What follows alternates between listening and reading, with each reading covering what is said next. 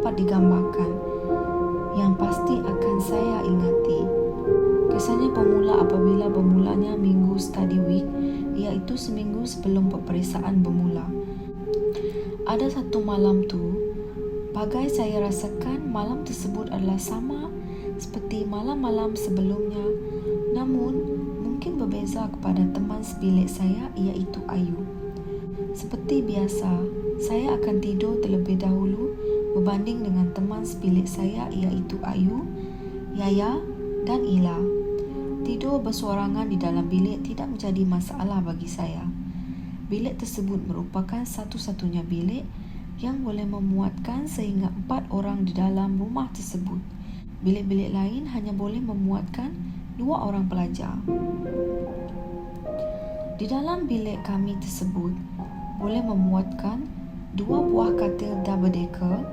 Katil yang saya duduki berada di tepi dinding dan katil saya adalah katil yang berada di tingkat bawah. Di tingkat atas pula ialah milik Yaya. Katil double decker yang satu lagi pula berada di tepi tingkap. Tingkap tersebut biasanya kami sentiasa buka, kecuali waktu maghrib kami tutup seketika.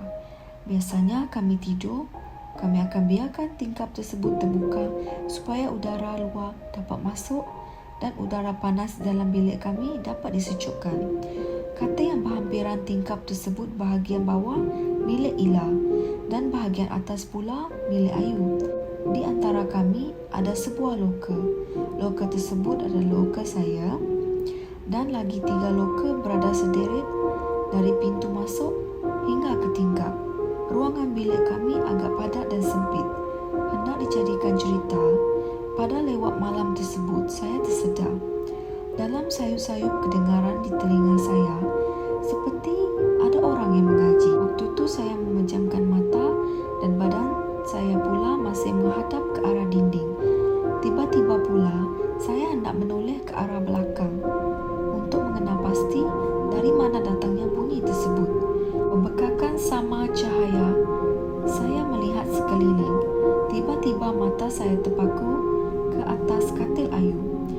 Saya lihat Ayu terkumat kamit membacakan ayat-ayat suci dalam keadaan mata terpejam dan masih terbaring seperti masih tidur.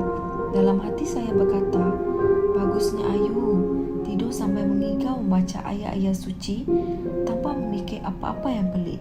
Saya kembali menoleh ke arah dinding untuk sambung tidur. Tiba-tiba, krek, krek, bunyi seperti orang memanjat turun katil, yang pastinya bukan dari katil yang sedang saya tidur. Sebab kalau dari katil saya tidur, sudah pasti gegaran orang turun tu saya akan rasa. Kemudian tap, tap, tap, seperti bunyi orang sedang berlari keluar dari bilik. Siapa pula yang tak tidur ni? Tadi rasanya tengok katil sebelah macam dua-dua dah tidur. Getus hati aku. Disebabkan perasaan ingin tahu yang kuat, aku kembali menoleh. Aku tengok, katil Ayu kosong. Mana pula Ayu pergi? Mungkin Ayu sambung study kot sebab exam dah nak dekat.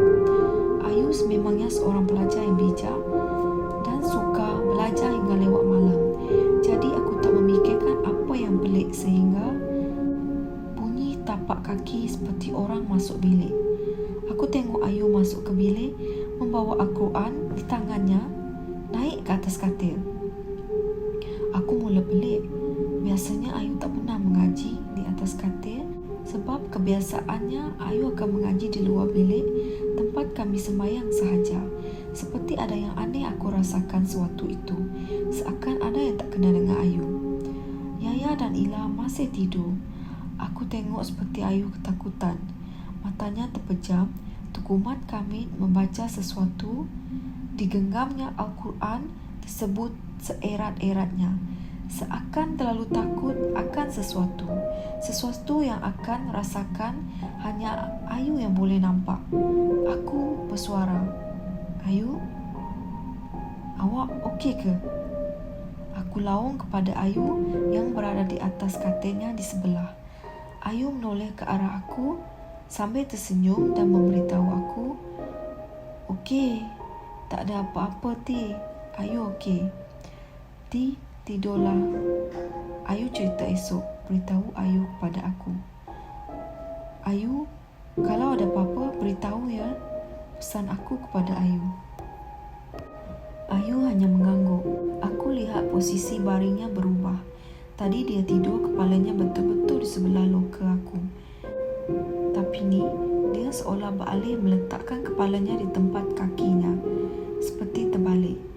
Tiba-tiba Yaya tersedar dan bangun bertanya kepada Ayu seperti aku.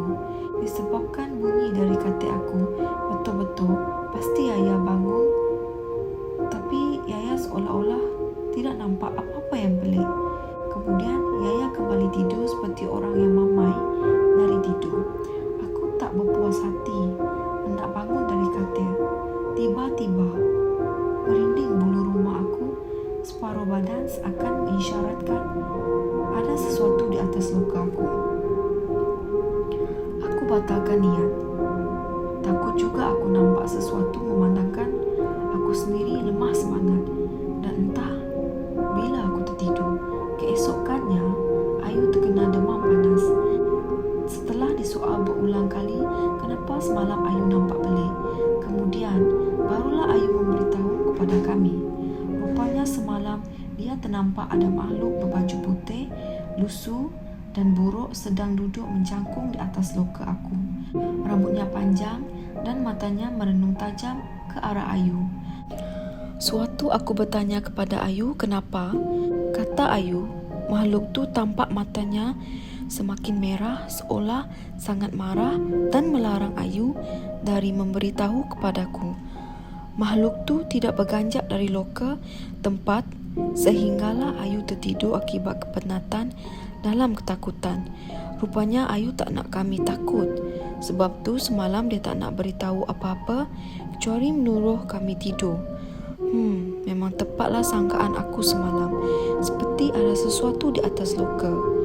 Bila diberitahu kepada ayah temanku yang agak arif tentang perkara ni, rupanya makhluk tersebut adalah hantu raya yang hanya singgah untuk mengganggu, memandangkan tingkap bilik kami pun tidak tertutup.